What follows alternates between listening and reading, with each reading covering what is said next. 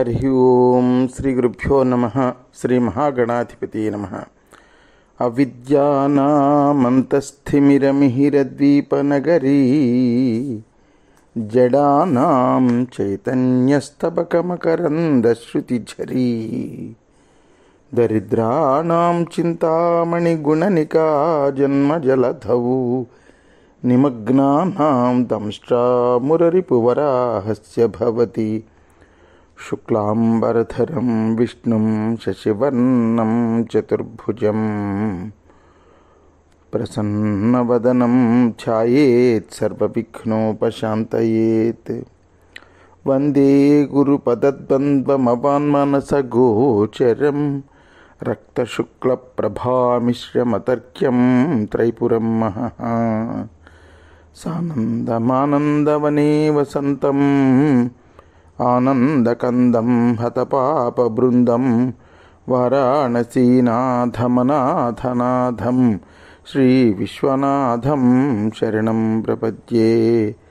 విశ్వేశం మాధవం ఢుంఢిం దండపాణిం చ భైరవం వందే కాశీం గుహాం గంగాం భవానీం మణికర్ణికాం. హర నమః పార్వతీపతయే. హర హర మహాదేవ శంభో శంకర. వ్యాసభగవానుడు తన శిష్యులతో కూడి కూర్మనాథుని శ్రీకూర్మానికి వెళ్ళి శ్రీకూర్మనాథుని సేవించాడు. ఆ దేవుడి యొక్క ప్రసాదం వల్ల వ్యాసభగవానుడికి కాశీ విరహం వల్ల కలిగినటువంటి సంతాపం కొంతవరకు ఉపశమనం జరిగింది. అక్కడి నుంచి బయలుదేరి వ్యాసుడు సింహాచల క్షేత్రానికి వస్తున్నాడు. సింహాచల వరాహలక్ష్మి నృసింహస్వామి వారి యొక్క క్షేత్రానికి వస్తున్నాడు వ్యాసుడు. మనకి సింహాచలం పేరు వింటే చాలు, ముఖ్యంగా ఆంధ్రప్రదేశ్, ఒరిస్సా, తెలంగాణ రాష్ట్ర ప్రజలకి భక్తిభావం పొంగి పొర్లుతుంది. ఒక రకంగా అసలు ఈ క్షేత్రం గురించి చెప్పేటంతటి ప్రజ్ఞతా శక్తి నాకున్నదా అని అనిపిస్తూ ఉంటుంది. అంతటి అత్యద్భుతమైనటువంటి క్షేత్రం. తిరుమల తర్వాత మన దక్షిణ భారతదేశంలో, అందున ఆంధ్రప్రదేశ్, తెలంగాణ, ఒరిస్సా రాష్ట్రాలలో తిరుమల తర్వాత బహుశా అంతటి మహాప్రభావవంతమైనటువంటి విష్ణు క్షేత్రం సింహాచల క్షేత్రం, వరాహలక్ష్మి నృసింహస్వామి వారి క్షేత్రం. అనేకసార్లు మనం చెప్పుకున్నాం. అచలం అంటే కదలనిది అని అర్థం. దాన్నే కొండ కదలదు కదా ఎక్కడికి. అద్రి అన్నా కూడా కొండే, అలాగే శైలము అన్నా కూడా కొండే.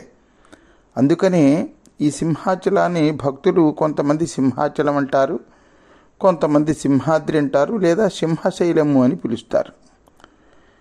ఈ క్షేత్రం యొక్క విశేషం ఏమిటంటే, ఈ క్షేత్రంలో శ్రీ మహావిష్ణువు శ్రీమన్నారాయణమూర్తి ఆయన 2 అవతారాలు ఒక్క మూర్తిగా దర్శనమిస్తాడు.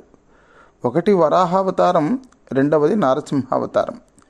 ఈ 2 అవతారాలు ఒక్కటిగా శ్రీ వరాహలక్ష్మి నరసింహస్వామిగా భక్తులకు దర్శనమిస్తాడు నారాయణమూర్తి.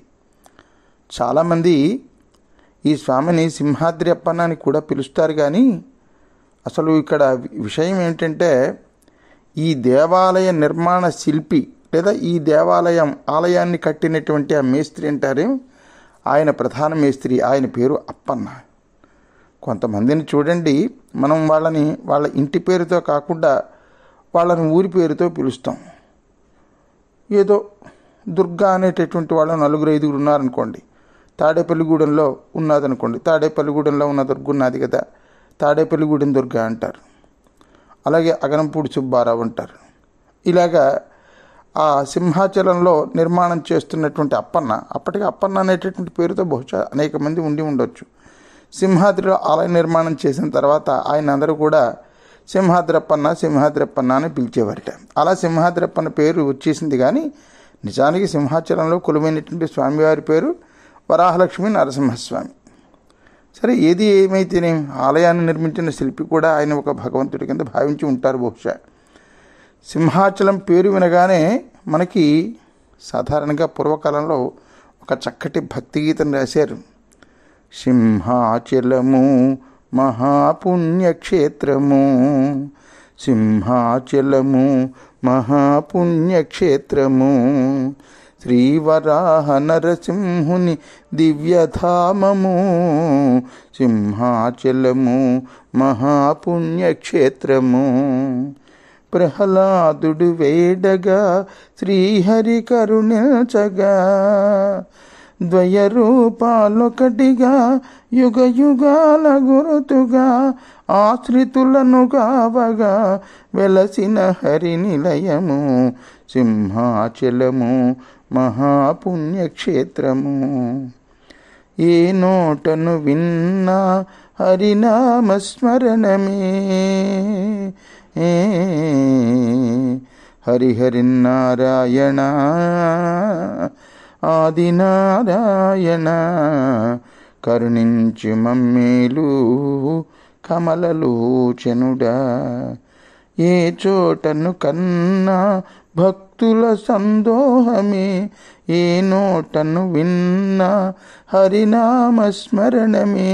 పాపాలను హరించే దైవ సన్నిధానం. సింహాచలము మహాపుణ్యక్షేత్రము.